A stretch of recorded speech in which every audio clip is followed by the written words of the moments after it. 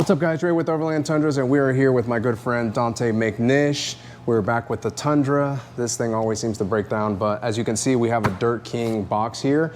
My upper control arms currently, the bushings went bad on it. It's having a whole bunch of issues, so we are here replacing those with Dante. Special shout out to Dirt Kings for hooking us up with some really cool, heavy duty, beefy upper control arms. So Dante, explain to us what we got here, what are we doing? Alrighty. We're doing an upgrade, of course, because our good trusted driver here just loves breaking things. So we're going with the Dirt King upper control arms, and this particular model has a uniball, also poly bushings. Can't show it in the plastic. Look at these things. Nice wells, beefy, strong. I can say these are Dre approved. Well, one thing that Dirt King did recommend is that these are a little bit more high maintenance. However, I've had them in the past and lasted forever, and especially Dirt King, they build long travel kits, they jump the truck, so I'm 100% sure that these are gonna hold the weight to the Tundra. I recently weighed in, it's 8,500 pounds, so I think these are gonna do us good. So yeah, let's go ahead and get the truck ready to install. Anything else you need to add on to this, Dante? I would say no, we've just about covered that. We're gonna show what tools are needed. Pretty much the install procedure will cover how to properly install them, torque specs, all of that stuff, and we'll show some tricks on how to install these if you're doing it on the ground as well versus doing it on the lift. The lift does make it easy. We'll try to go over both ways in case you want to tackle this at home. That's the purpose of this video. Nice, so let's get to that. All right, so we're doing this upgrade for a reason. Right now, the current setup that we have, it has gone bad. We feel that it wore out prematurely. I don't think it's anything to do with the brand. It's more so about driving habits. So the reason for this upgrade is to go with something besides the traditional ball joint. That's why we want to do a uniball, because we feel we're just going past the limits on what this setup can take us. One thing that was noticed doing normal driving, there was a lot of swing, there was some popping noises, and of course alignment wear on the tires. You can see that ball joint has failed. So the issue we have currently is the ball joint and control arm bushings. The reason for, well, in comparison, these two are very different.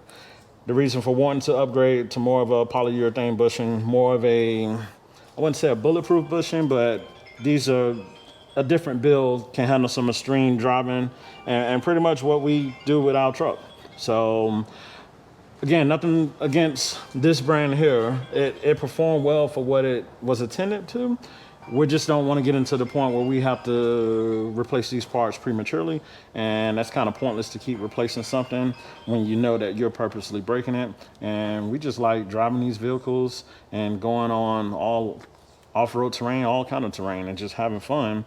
So as you start to explore more, and as you start to trail more and obviously add more weight, as I said earlier, this thing's a little over 8,000 pounds. You need to upgrade your suspension. So this should be the last piece that we have to upgrade. We'll go into details on taking this off, and we'll do a side-by-side comparison when we're finished. Don't want to compare these to stock because we're past that level, but we'll show you the differences in bushings. And if you're at a point where you are about to purchase some, I think if you just bump it to this design instead of going, you know, to the traditional one we had, I think you'll be happy with it. So let's get going.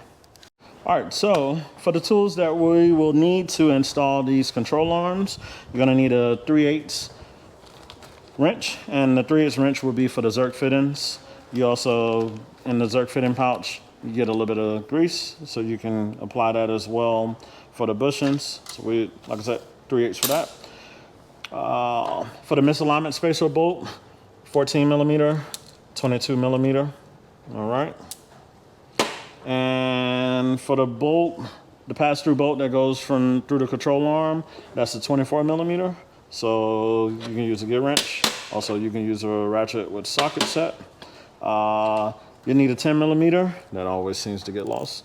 You'll need a 10 millimeter for the ABS sensor. Now on these control arms, the ABS sensor is different. On traditional control arms, you have a bolt that clamps down for the sensor itself. Dirt King will provide you with 2 zip ties. You just loop these through and you're able to tie in the ABS sensor to run along the side, and we'll show you just what that is at on the vehicle.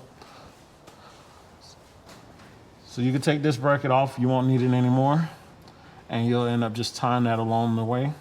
And just to get rid of that, and makes for a clean install as well. So whenever you're installing the misalignment spacer kit, just remember there is a torque spec for this. The torque spec is 100 foot-pounds provided by Dirt King. Also, the factory pass-through bolt torque spec, depending on your torque stick, you should do 175 foot-pounds. 173 is what most are doing. If your torque stick is off about 5%, you stay within that range and make sure you don't over-torque it. One thing to remember, whenever you torque these arms down, you want to do it with the suspension loaded on the ground. Do not torque them down in the air, because as you know, you're in the air, you're at full droop, and when you start to go lower, that kind of changes the pitch and put a little bit of stress on the bushings as well. So always torque these down to spec when the vehicle itself is on the ground. You can snug them up while it's up in the air, totally fine. As far as the misalignment spacer, you can torque that down while it's up in the air, but it's just a pass-through bolt that goes from here through for the control arm assembly that goes through the frame, which is that long bolt that we love so much. You want to make sure you torque it down when you put it on the ground. So we will go over that as well to show you how we're going to do it. We're running big tires, 37, so it is a little hard to get in there, but it's the right way to do it, and we'll go over that. All right, guys, bear with me for a few minutes. We had some camera malfunctions, so let's talk a little bit about what's going on here. Step 1, we're going to remove the ABS line, which is on top of the upper control arm. Next, we're going to move on to the pass-through bolt, which is what holds our upper control arm in place. We're going to break that with 22 millimeter on one side, 24 millimeter on the other side. Once you have broken that, we can move down to the spindle and the ball joint. We're going to remove that pin and that castle nut. That is what holds our upper control arm. Once we remove that pin, make sure we leave a couple threads on that castle nut because we don't want that spindle to fall out. However, because this truck is heavy and most people have never switched out their upper control arms, you are going to need to separate that. We are going to be using a ball joint separator, a manual one, that you are going to hit with a hammer so it can separate the upper control arm from the spindle.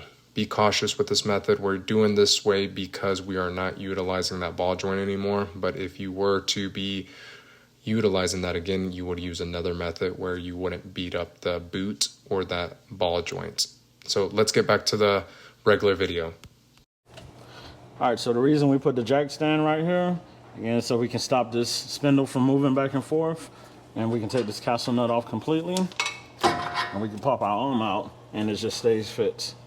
So it's good to use this so you won't move, as we said earlier, and then the CVX will come out. Even right now, has a little bit of movement, but not enough to damage anything. And then as far as alignment goes, you just pop it back in, and you don't have to sit there and try to fight this and fight the upper control arm at the same time.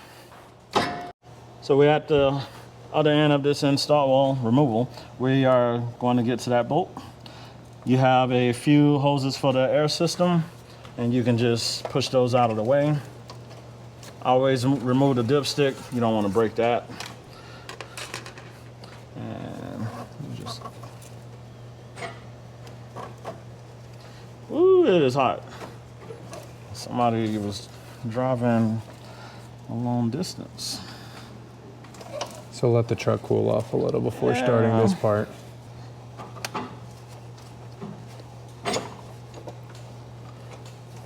And that's it. You can actually slide that washer forward. All right, we'll remove the bolt now from the bottom.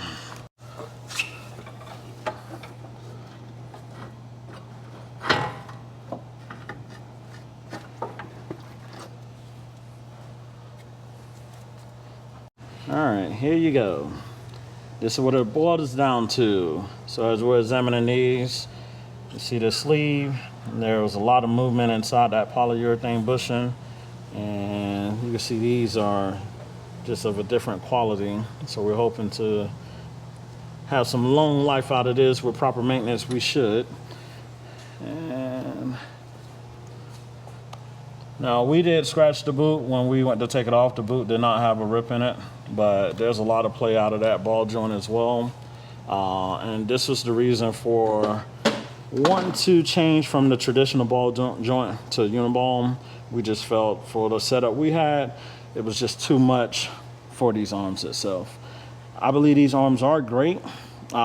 Weekend warrior, occasional overlanding.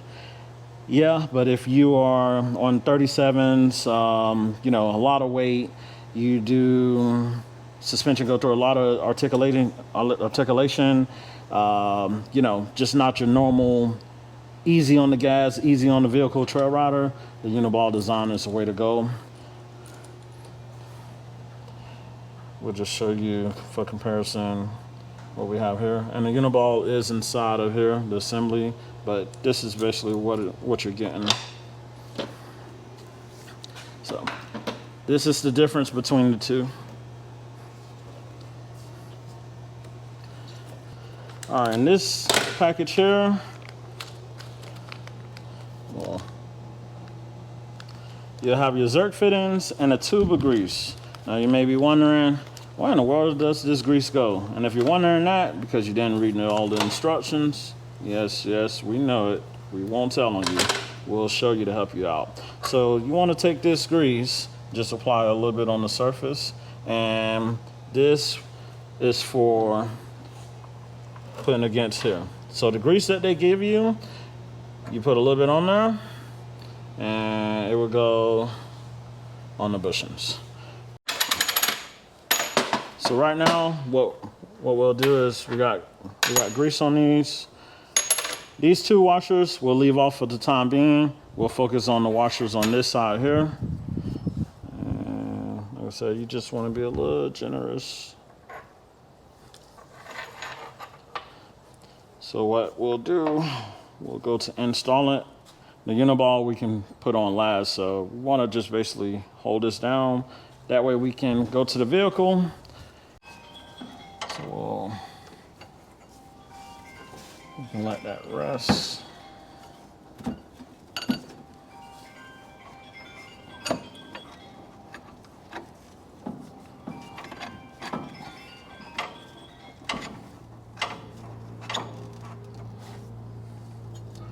And be careful not to get any dirt in between these bushings as well. Oh, I don't want that to happen.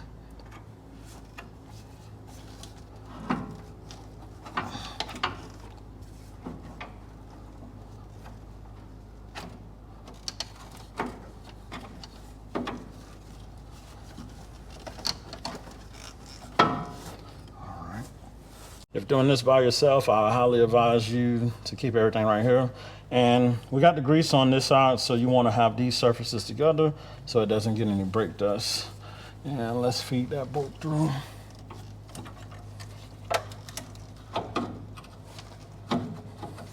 We'll have to go to the top.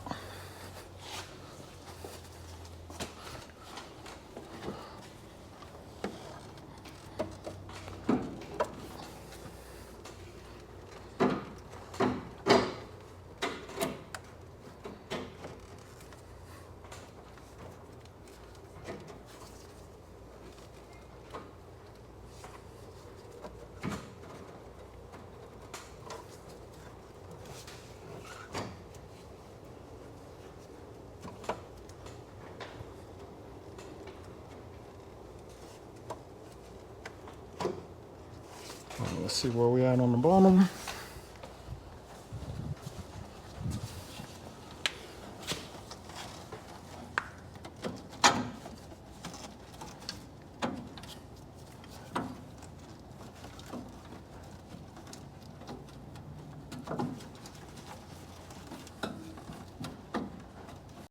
So on this step, you'll notice these thick, beefy washers are a little hard to squeeze in there.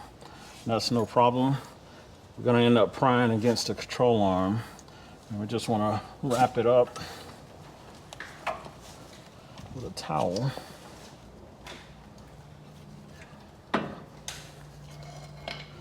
Make sure we got one of these. Just got to be gentle. Make sure you got your grease on the right side. So just pry it. Just gonna pry against the control arm. And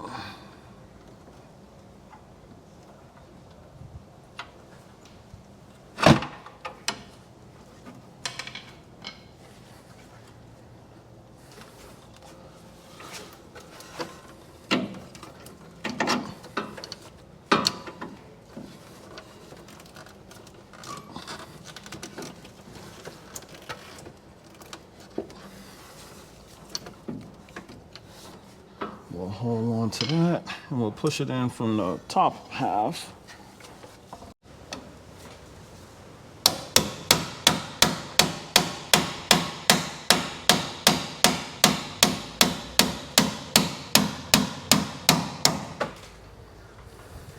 Don't forget about these guys. So normally I wait to put these in because I have enough room to get to them. And since I know I have to pry on this side, or I may have to pry on that side, I don't want them in and damage these because these can be hard to find. So, like I said, easy access.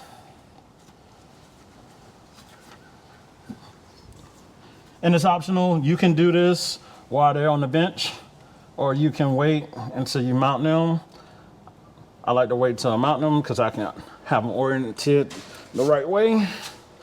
And I don't have to worry about anything else. Quarter turns doesn't help, but you know, small price we pay. All the dirt falling. And that you said it wasn't dirt.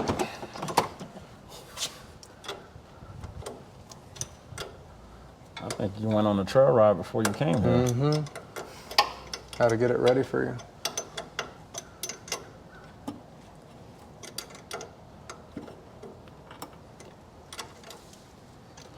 So I just want to mount these. Let's see, have them out that way, and that'll be fine.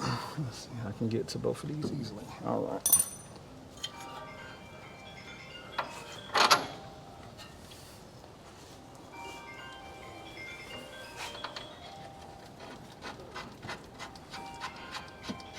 We will end up using some 272 thread locker. You are advised to use thread locker on the uniball as well. And as I said, the torque spec for the uniball bolt is 100 foot-pounds. The passenger bolt from this side of the pillar, the strut tower to this side it's 173 to 175. We'll get that going. We don't need this. We got a little bit of thread locker we'll put on there. And you got your washer. So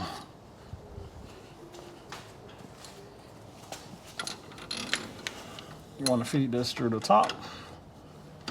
Make sure there's no dirt on it. I would highly advise you to clean off this as well. And you can also make sure that the tapered side fits down in there. So you hear that? We got a little bit of sand in there. We'll clean that out some more.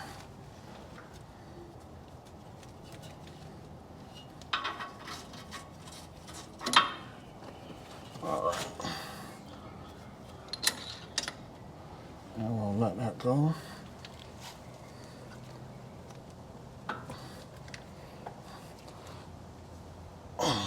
This uniball is a little hard to work with, but that's okay.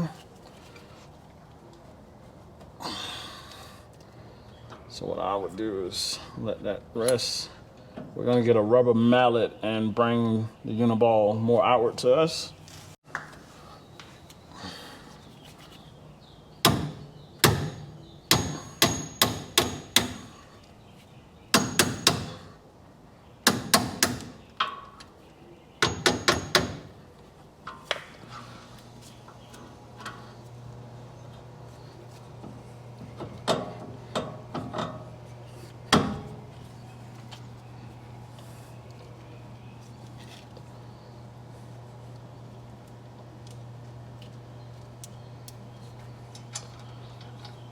There's the top and bottom to this washer as well. Oh yeah, let me show you guys. So you're facing up.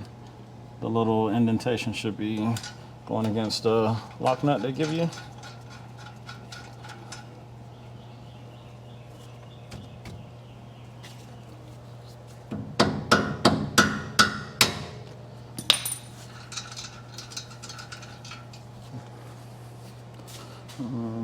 Okay, 22 and 14.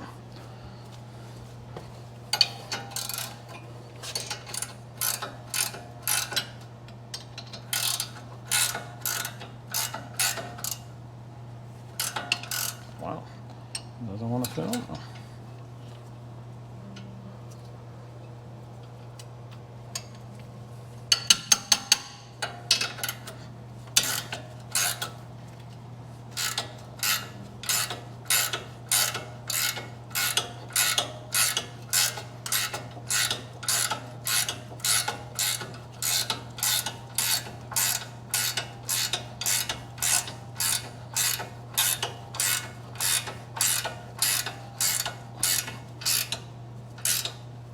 So you just want to get it snug, and as you can see, and that's doing that, you see that tapered end is all the way pushed down now. So all we got to do, all we have left is torque everything down. We'll end up running a zip tie on this. We'll take off this bracket as well, and we'll put back all the fancy plastic. All right, we're going to torque this down 100 foot-pounds.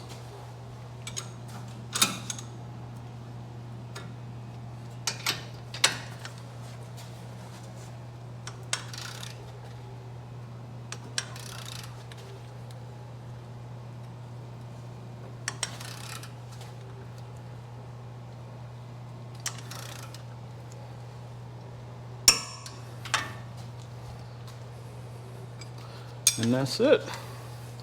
We're locked in place, besides this one up here, which for now we're gonna snug that up, and we'll take it to the other side, get that one installed and snugged up. That way we can lower it on the ground and torque both sides at the same time. This is just pretty much one of our tips. We found that all the contents in the kit are phenomenal. Everything went on great. Engineering research behind it, everything was well. The one thing that we were kind of not liking is when you take off this bracket for the ABS wire, and if you attach it right there, there's bare wire. So what we're gonna do, we'll take a piece of hose and we'll split it down the center, and we're just gonna insulate that, and then we'll install the zip tie so it protects it from chafing. So that's all we want to do, and then just make a zip tie. And you'll still have room for that hose to move, but at least you'll know that it won't start to rip and chafe into that bracket. So get the zip tie.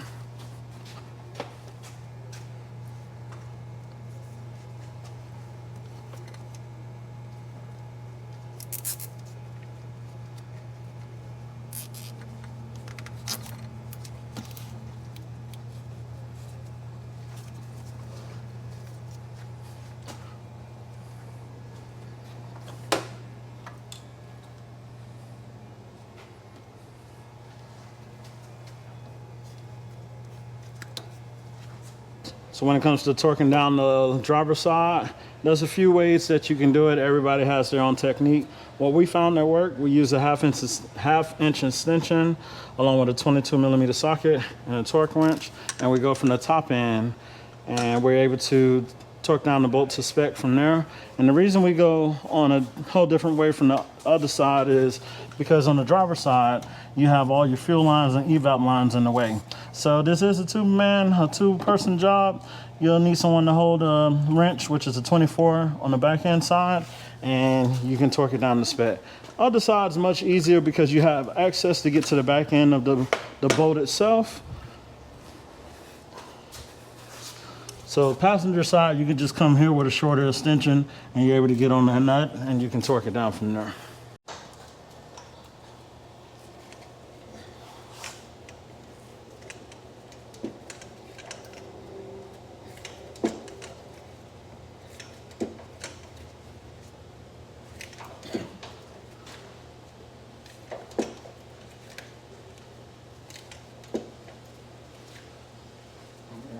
this extension off.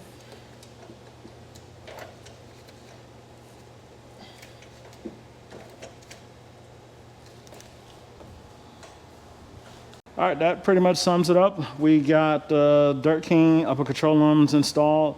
Went over the torque specs. We got everything locked tight in, everything torqued down. There's a braking procedure. It's 50 miles, so you want to make sure, take 50 miles or so, come back, check the torque on the bolt going through the shock tower, and make sure you check the torque on the uniball bolt as well. And also, you may want to re-grease. Kind of use your best judgment, maybe 2 to 3 pumps at most. Just when you let it settle in, you should be able to tell if it's, as long as it doesn't ooze out, it should be all right. Just look out for that. And once you do that, take it out on the trails.